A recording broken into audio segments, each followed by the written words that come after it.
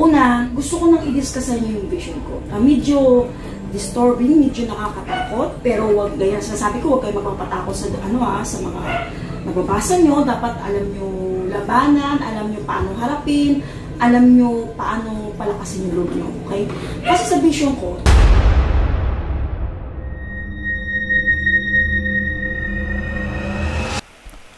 hello po mga ka-PTV, sa video na ito ay tatalakayin natin ang pagtama ng tipak na bato mula sa kalawakan na wawasak sa lugar nito ayon sa mga visions ni Madam Rudy Baldwin. Pero kung ikaw hindi pa nakasubscribe sa aking channel, baka naman.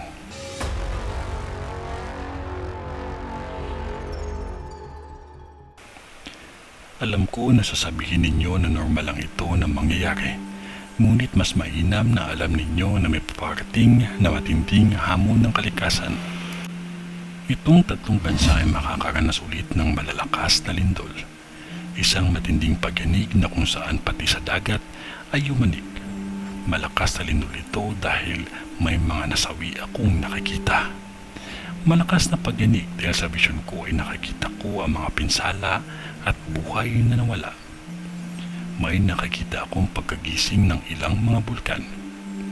Sa panahon ng tag-init, animoy pagbitak ng lupa sa pagyanig at napakalawak at napakalalim ng pagbitak nito.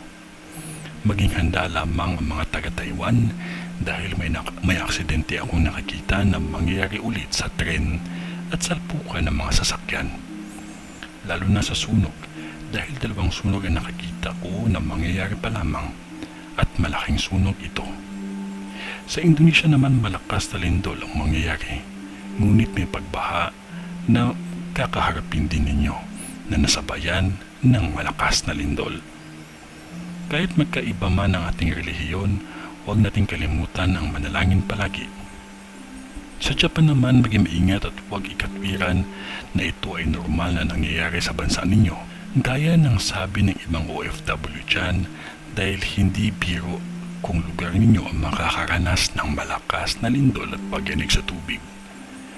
May bahagi ng bundok sa Japan na gumuho at may nakikita akong tatama sa lupa ng Japan ang tibag ng bato mula sa kalawakan.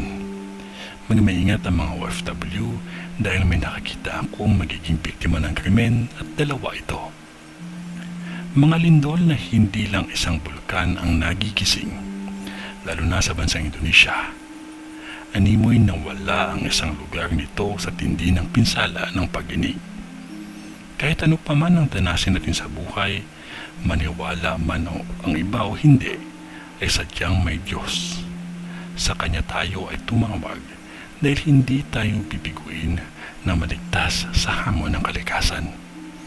Maging maingat lamang at manalangin palagi. Sa ngalan ng Diyos Ama, ng Diyos Anak, at ng Diyos Espiritu Santo. Amen.